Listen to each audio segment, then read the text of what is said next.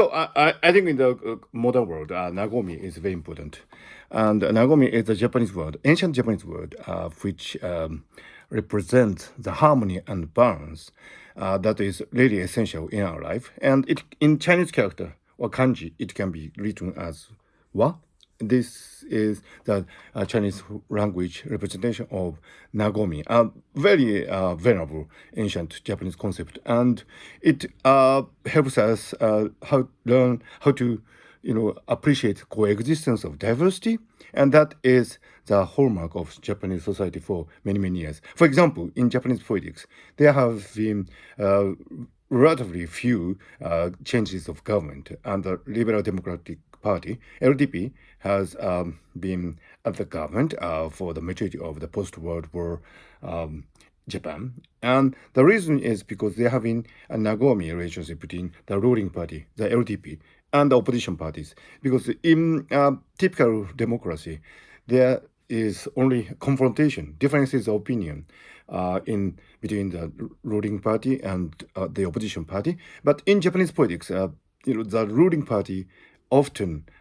incorporates what the opposition party wants in terms of policy making.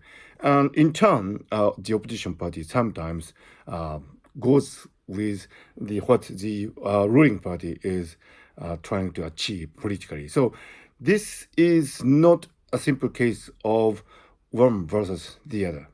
There has been an interesting coexistence on the harmony between the ruling party and the opposition party, which is very Nagomi, and this is very typical of Japanese politics. Of course, there are some side effects from that, and I, as a Tokyo resident, I'm very aware of that. But having said that, compared to two parties system like in the United States and in the United Kingdom, I think it is clearly the case that what the opposition party wanted was quite often incorporated into the policies of mainstream government, and that I think has been really great in some sense. Now, related to that, the attitude of the Japanese government as regards the human rights issues and universal values has been lukewarm, to say the best. And, for that, the Japanese government has been often criticized. And, of course, I have been, vocal critic of the government's policies over the years. But it can always be said that Japan has been enigmatic because of the principles of Nagomi. For instance, if a nation is perceived to be violating human rights, it will be typical for Western nations like the United States or EU to, raise voice and criticize the government of the oppressing policies vocally. And, that can be understanding. That is really important. Actually, I am a supporter of the Amnesty International, for example, and I am all for the proponents of human rights and universal values. Having said that, because the Japanese government has applied the principle of Nagomi, not to cut ties with oppressive regime, for example, it has been regarded as somewhat enigmatic and lukewarm when it comes to these issues. But on the other hand, it would mean that the Japanese government can keep working relationships with, the oppressive regime. I'm not naming specific governments because that would be out of context here. And this is not a blaming game.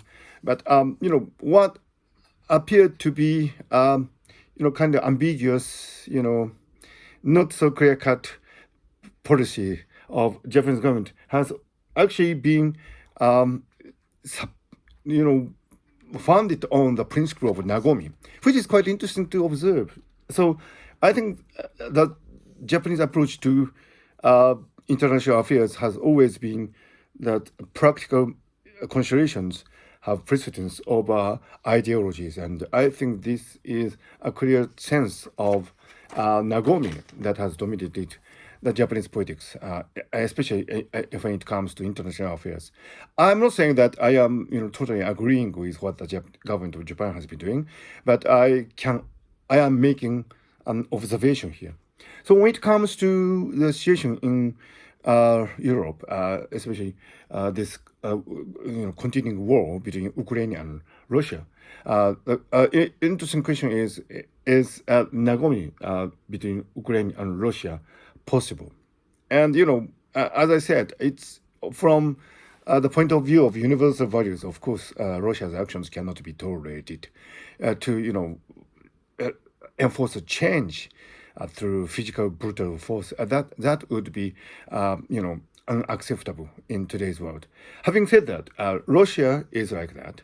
Mr. Putin is like that. So given these circumstances, is there a possibility of establishing Nagomi between the two nations? And my answer would be, it's difficult, but I think when it comes to these things, balance and coexistence should have precedence over confrontation of values. And I am all for Mr. Zelensky. He's a great Ukrainian president, but given the fact that Mr. Putin is kind of insistent on doing what he proposes to do in terms of territorial disputes, it will be difficult to establish a Nagomi relationship. In this case, peaceful settlement of the situation without, I'm not saying by making, compromises. I'm just saying that by observing the status quo and by acknowledging the different parameters that are involved, it would be possible to achieve a Nagomi relationship. And this is going to be really difficult, I admit. But I think it is at least very important to try to achieve a Nagomi between Ukraine and Russia, because that would save the lives and of millions of people possibly, and it will lead to a more harmonious and peaceful world state of affairs. And I think that's what we want eventually. So we should, from the philosophy of Nagomi, we should consider the possibility that each party might be actually right. Both Ukraine and Russia might be right. Although from the point of view of universal values and accepted international customs, it would appear Russia is the villain. But that kind of perception would stand in the way of achieving Nagomi in this particular situation. So on Twitter, I love Twitter. I use Twitter from my English and Japanese accounts, and on Twitter I tend to read opinions from all walks of life. I mean, the whole spectrum of political, social views, and I regard that as very important in achieving a Nagomi in my social media awareness, because people are too often enshrined in each respective echo chambers, and that might be comfortable, but that would not be Nagomi. So Nagomi is not about a comfortable self seclusion. That is very far from Nagomi. Nagomi is open-mindedness, and it is very important to go beyond the echo chambers in order to achieve a true state of Nagomi. So Nagomi is not a comfortable seclusion in your echo chamber.